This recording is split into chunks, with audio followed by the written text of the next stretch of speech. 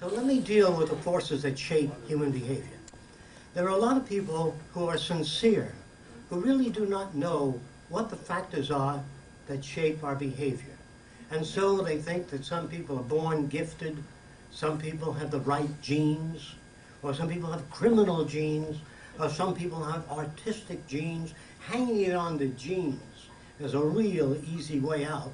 The geneticist, all you get in the genes, the color of the eyes, the skin, the type of tissue, the brain tissue you have, but no ideas. Ideas come from culture. If you can see this blackboard, it will help a great deal. I don't know if the chalk is very visible. This is a bad drawing of a side view of a person. And when a person looks out this way and you hold up a symbol, that symbol falls on the back of the retina.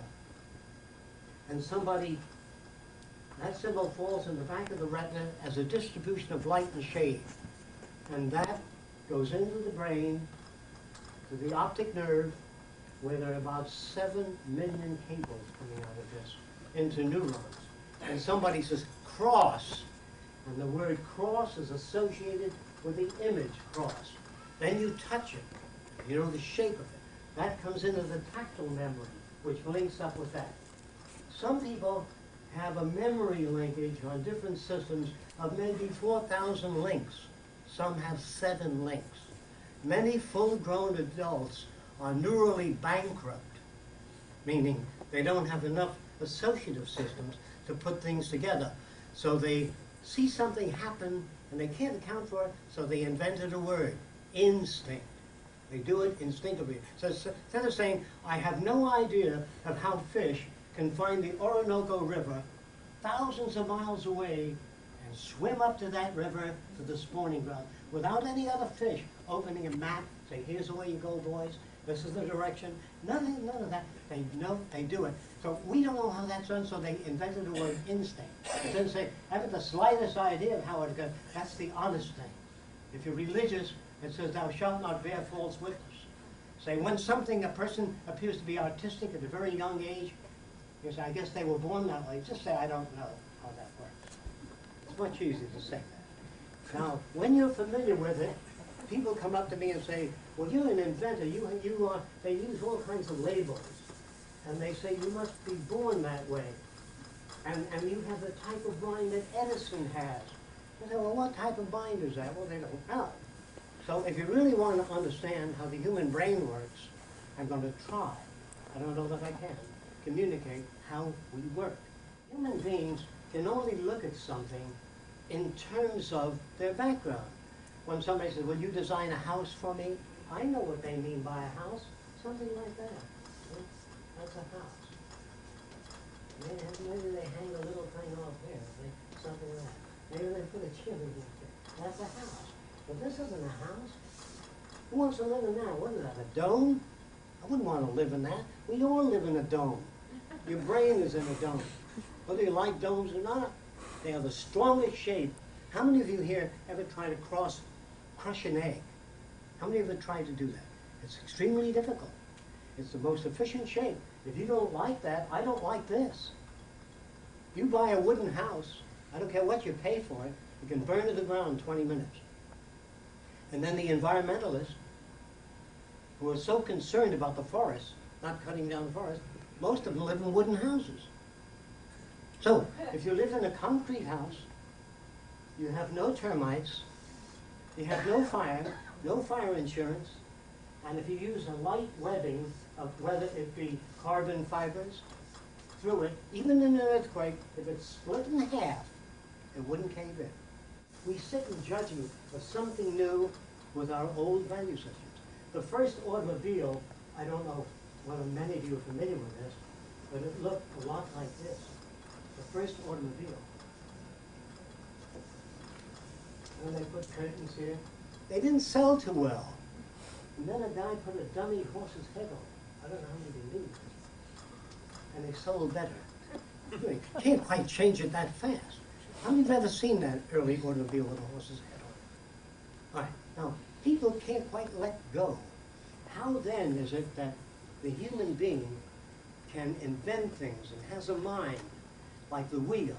Who invented the wheel? I never tell you that. Obviously, when a tree falls over in the forest, bad drawing of a log, and a tree is lying across it this way, if you pick up this log and pull it, that one rolls and it makes it easy to pull. No one invented the wheel. It was discovered this way. Nobody ever invented anything. The human brain cannot put anything together unless it had an experience or a reference for it. There is no way that we know for any information to get into your brain except through touch, smell, sight. Your brain is clean when you're very young. It's very clean. And in comes sound, mama, daddy, dada, gaga. When did you learn to speak English? Saturday, April the 5th? First it's dada, gaga, yeah. And finally, it builds up to a series. I took an electrical engineer of 75 years ago and put a transistorized circuit in his hand and said, "What do you think?" He'd look at it, and duh, nothing would happen. Because never having seen that, he cannot say, transistorized circuit. Even if he looked at it under a microscope, he wouldn't know what he was looking at. If you give a cannibal a wristwatch and say, "What do you think?" It's a hell of an interesting way to keep time, boys, isn't it? No, he can't do that. They have no associative memory for that. I'm trying to say something very significant, and that is that human beings, whatever I say about people, I'm talking about myself, cannot think or reason. These are illusions that are put forth by people in high places. They talk of body and mind, brain and mind. There's no separation. It's like a battery and it's electricity. They're all part of the same thing. The trees, the life around us, we are all one gigantic interconnection. The separation, when you teach a person to be a physiologist, you're making a jerk. When a person is trained to be an electrical engineer, is another jerk. There's no such thing as a scientist. Remember this. There are people that are scientific in botany. When it comes to human behavior, they know nothing about it. Literature, very little information. So don't look for scientists for guidance. They're just as dumb as anyone else. Anyone else brought up in the culture. Again, there are people that are scientific in human behavior, can't repair electronic equipment. They're illiterate in that area. So when they use the term in many universities that too many people are illiterate, the dean of the university, I asked him some question. I said, "Are you familiar with a Pelter effect or a Kurzweil?" He said, "No." I said, "You're right. A lot of people are illiterate in different areas. So stop looking to scientists for guidance. They don't know any more about the subject of social design than most of us." You know, Vannevar Bush said the atom bomb would never go off. Edison was supposedly the inventor of the camera, the movie camera, and they said, "What do you think its future would be?" He said, "It'll be a passing fad." So don't think that the experts have the answer. They are only in their narrow discipline, working from that frame of reference. Architects that go to school dream of new worlds and new types of buildings. Then when they get out of school, they're pushed back into the mold. A house looks like this, see? And you put all the gingerbread that you can put on it. Hang all kinds of crap on it. False roofs, another additional roof up here, one hanging out that way. You talk about energy waste. Our whole society, our value system, our language belongs in the dismal past.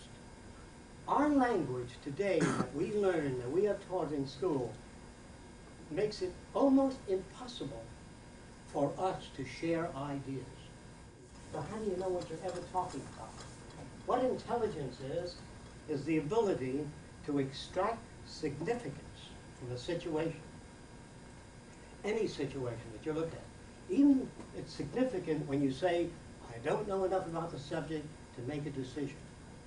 Once somebody asked Stuart Chase at a meeting a certain question, kind of an in-depth question, and he stood up and he said, "I honestly don't know the answer to that." And everybody stood up and said, "No, that is very rare. There's no such thing as intelligent life yet on Earth." Our society, all your presidents, I'm sorry to say this, were cerebral insufficients, all the way back in time. They're very ignorant men. You can tell when anyone who wants to become a president of a half-developed society has got to be sick. Imagine a guy being a dentist, want to drill in or out of rotten teeth all his life, looking up to that profession. And they look up to that. There's a doctor all day long looking at sick people. And medicine, people in medicine say the purpose of the eyebrow is to catch a drop of sweat, pass it to the side. They look at everything with purpose. They think there's a purpose to life. Now let me show you. There's an animal called a triceratops. Some of you may be familiar with it. It's a dinosaur with 3 horns and a heavy collarbone, like that.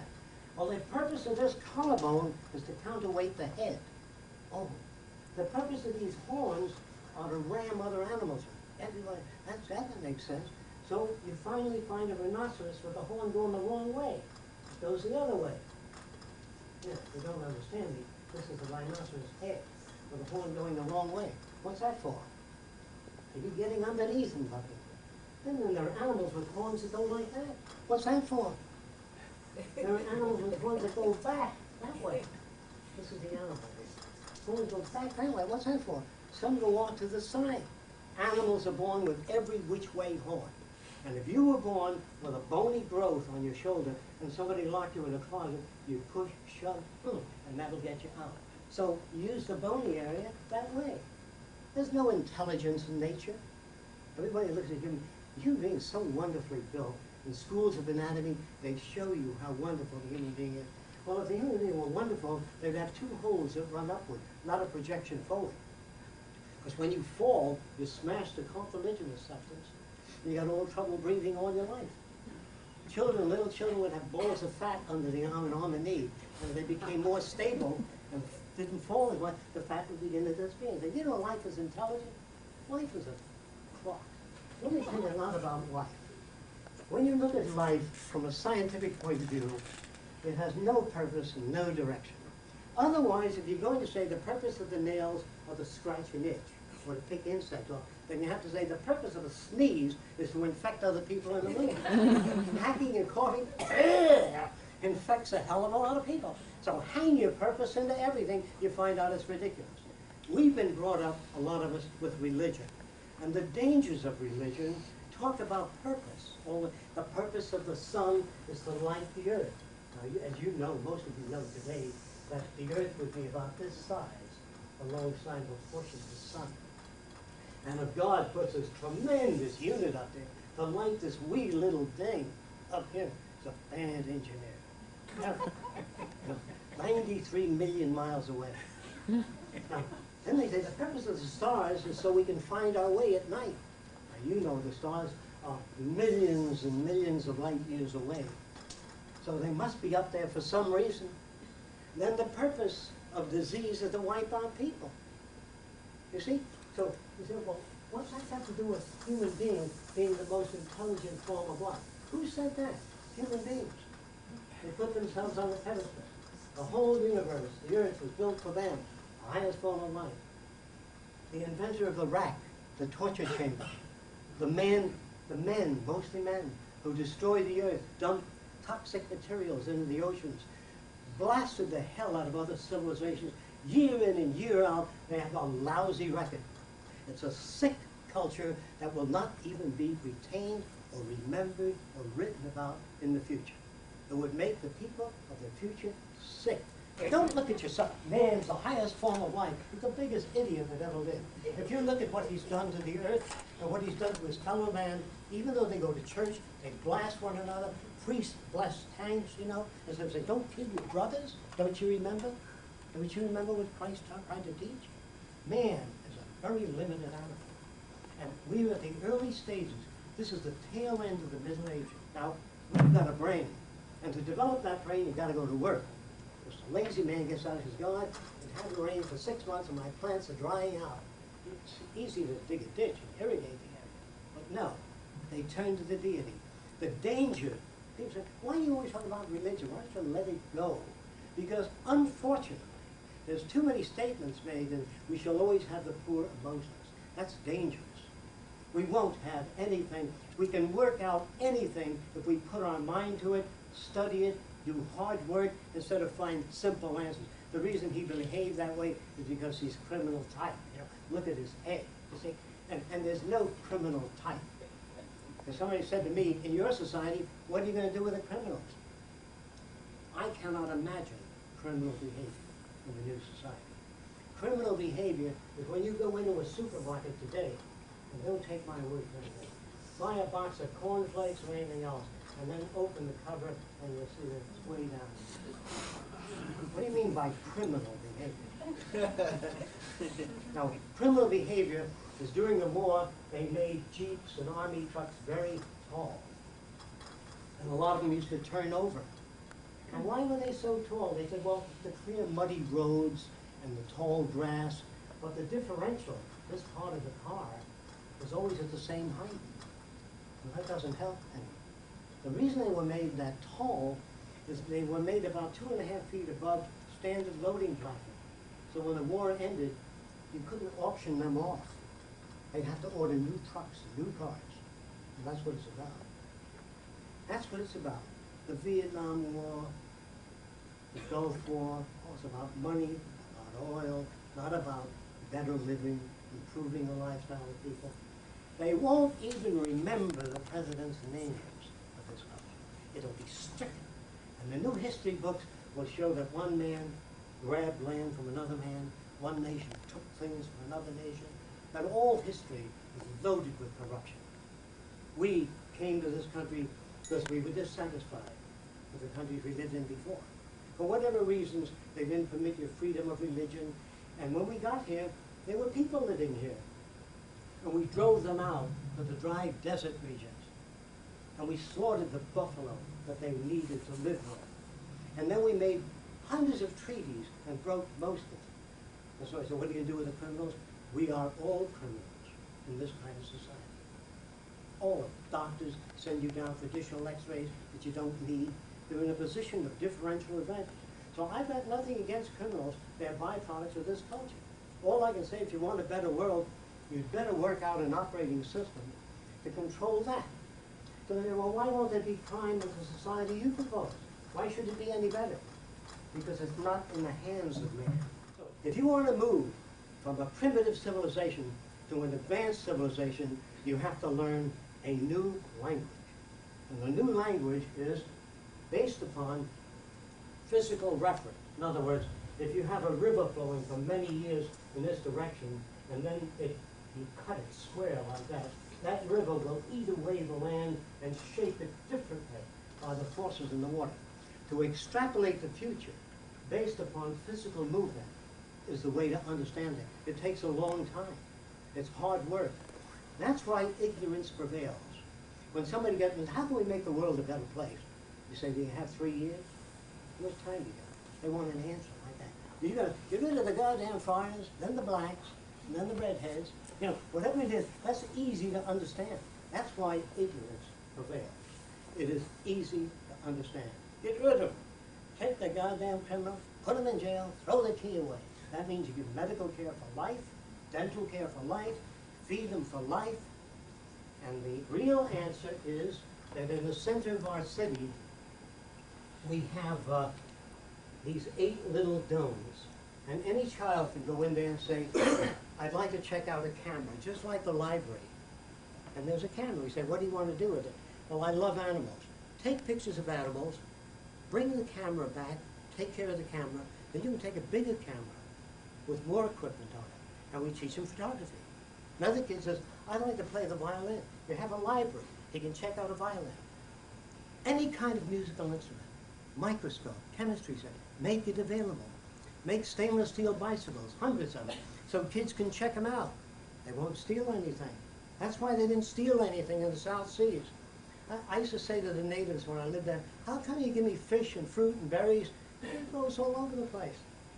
You know, why should we hang a price on it? They never invented money. And the Polynesians in the early days had no word for work. Did you know that? They played all day. How did they live that way? Watch them. They had a great time. They had luau's, feasts, dances, rowing, underwater swimming. They didn't work. I mean, they had no need to. Imagine if it rained gold for 3 months here, and the streets were filled with, you take your rings off and throw them away. So they try to control people. Money is a control device. by paying you minimum wage, you got to come in tomorrow if you want to eat. So all of this is really part of a giant plan in which people manipulate certain variables which control your behavior. The books you read, your school you go to, says raise your right hand and pledge allegiance to the flag. And you get up and say, first I'd like to know more about other countries, their philosophy, how they operate. Perhaps I might not want to do that. Why don't we pledge allegiance to the earth to take good care of it? If we depend too much on machine technology, wouldn't that hurt the human being? And what will people do if you use all the machinery you talk about in your books, Jacque? What will people do? Well, in the very early days, I'm going to exaggerate here, there was a unit that looked something like this. And a lot of humans used to push that around in a circle to pump water, do whatever they wanted to do. And they pushed it around. But the guy's wife, she had to go down to the river with a structure on her shoulder with 2 pails of water, bring it up in the river, and pour it in the house in a container. And then she'd go out and remove animal fat and reduce it and produce a lubricant or an oil for a lamp.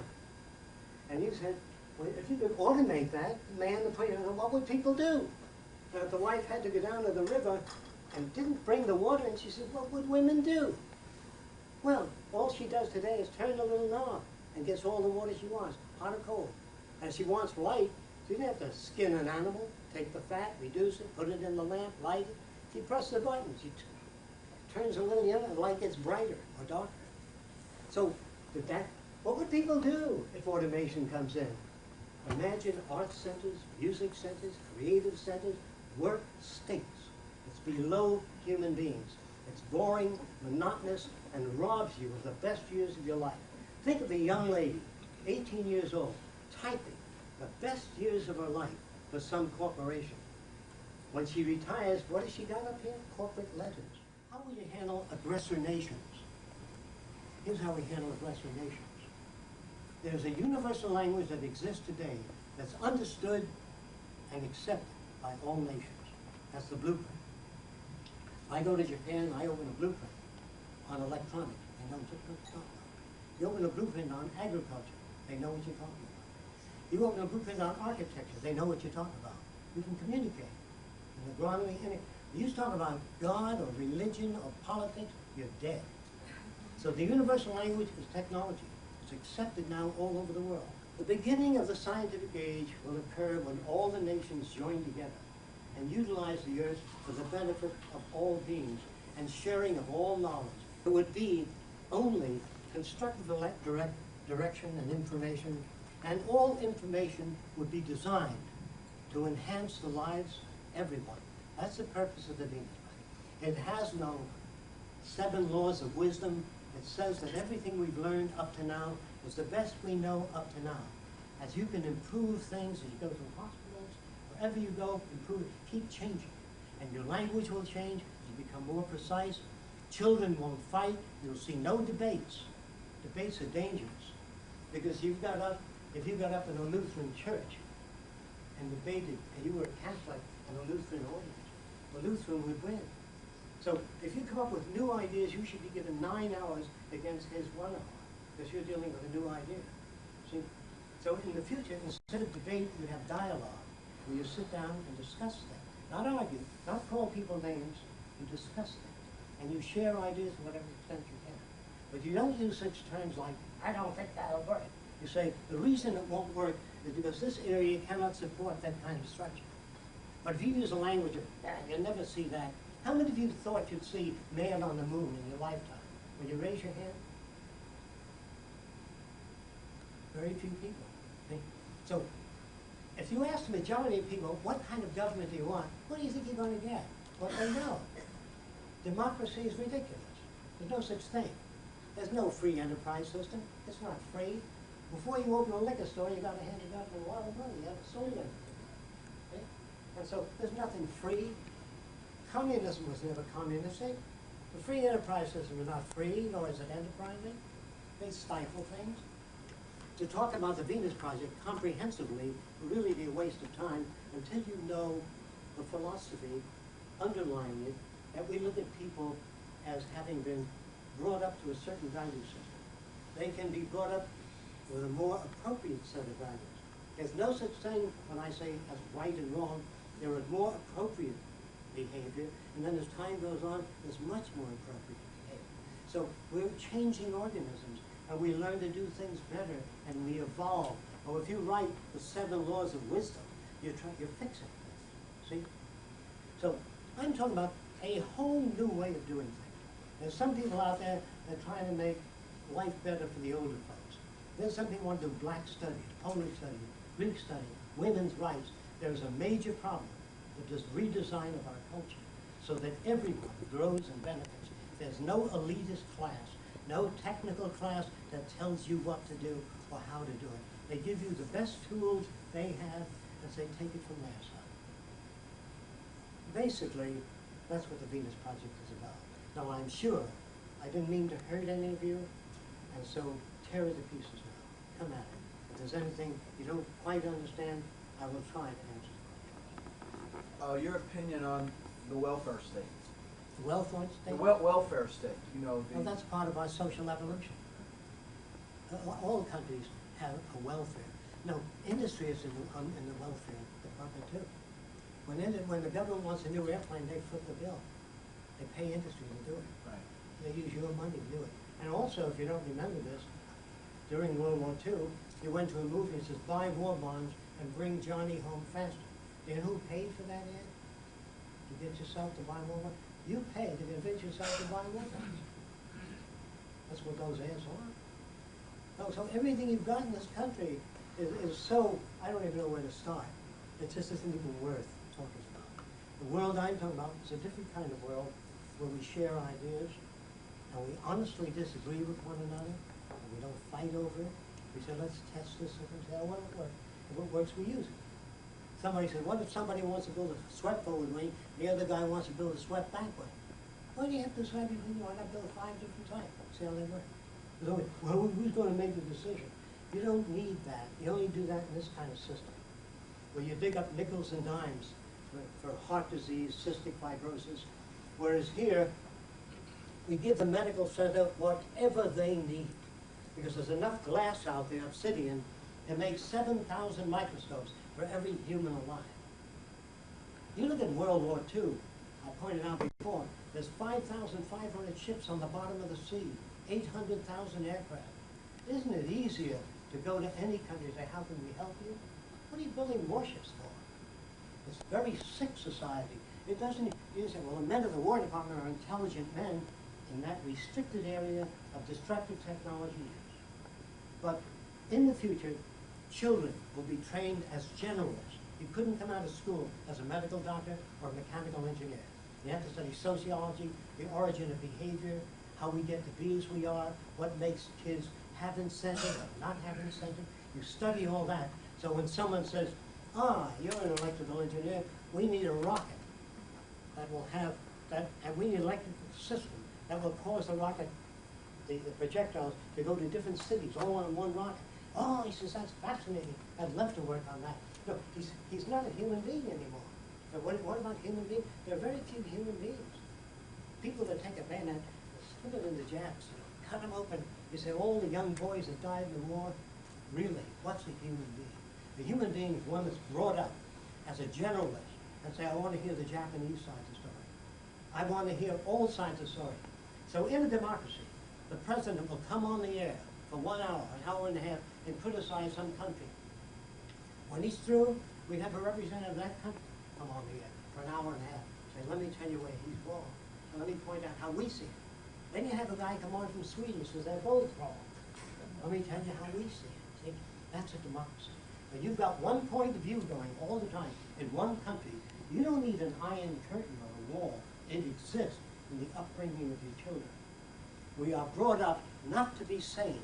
That's why psychiatry and psychology is a good business. You know, they're supposed to help you. If a guy comes to a psychiatrist and says, I have a great many economic problems, weighs upon me, I can't find my kids, it costs you $60 an hour, keep your everybody makes a buck on you. You get a dental infection, $1,200, can you pay it? Well, if I bang into her car, he makes $2,000 banging out your fence. That's the kind of world you live. So how can you have decency? And they all go to church. Think about it. All right. Now, I'll open this section for questions. Don't be polite. Honestly, disagree, please. Don't be polite. I know. Yes. Given that there would, assuming that there would still be all kinds of differences in opinion about all kinds of matters, even with an abundance of goods, where would voting be represented in the private system? Where would what? Voting. There's no voting. You use cybernetic systems. You know, automobile factories, I'm sure you know this, can turn down cars without people. Electronic, they do 45 wells a minute, like instead of a guy under their well. That's gone. Where are the elevator operators? I think some of you remember when a guy or a girl used to turn a little knob and they couldn't quite get you to the floor and go up and down. Now you say, in a very advanced building, you go in, it'll say what floor? And you're 17. I beg your pardon? 7. Thank you. If you dial, this is 800 number, 1-800-WILDFLOWER. How many of you know about that? All big industries are installing automatic voice systems that understand language. You can call into a big industrial plant, they'd like to speak to the chief engineer. They'll say, he's in conference now, what do you want to talk about? You say, well, I want to talk about some bearings that are not operating properly. Now, what do you find wrong with it? It understands language. The Japanese are working on a little unit you wear around your neck. You can go to Japan and say, where's the nearest hill in England? Immediate translation of Japanese. You can go to Germany, flip it to German. Say, where's the nearest hill? Or whatever you want. You won't have to learn a foreign language. Imagine going all over the world. What has caused me to hate urban sprawl? It also causes me to hate it too. Because it is a poor solution to a problem. Now, the answer to that problem is very difficult for people to accept. It's called total enclosure systems. I don't know if you're familiar with it, but there are many people that would rather live in a big hotel than an individual home because there's the gym, there's a theater group in the hotel, if it's modern. They have so much facilities in there. They're living in a hotel, you can just say, send up some, 2 burgers and a Coke, and it comes right up into your room. Now, living in a private home, you have to maintain the lawn and all that sort of thing. So some people may want to live in the future in a gigantic total enclosure system. That's like an ocean liner. Did anybody here ever travel first class on an ocean liner? A lot of poor people. Anyway, when you're on an ocean liner, what happens is they come over to you and they say, would you like some fruit salad? All day long, everybody on that says there's going to be a tennis match. And everybody on that line, you don't have to write the captain. Say, hey, we were headed for Tahiti. I see snowflakes coming down here. Gee, I'll correct. Then you write to the navigator. Who are these people in Washington that you're always writing to? How the hell did they get the job?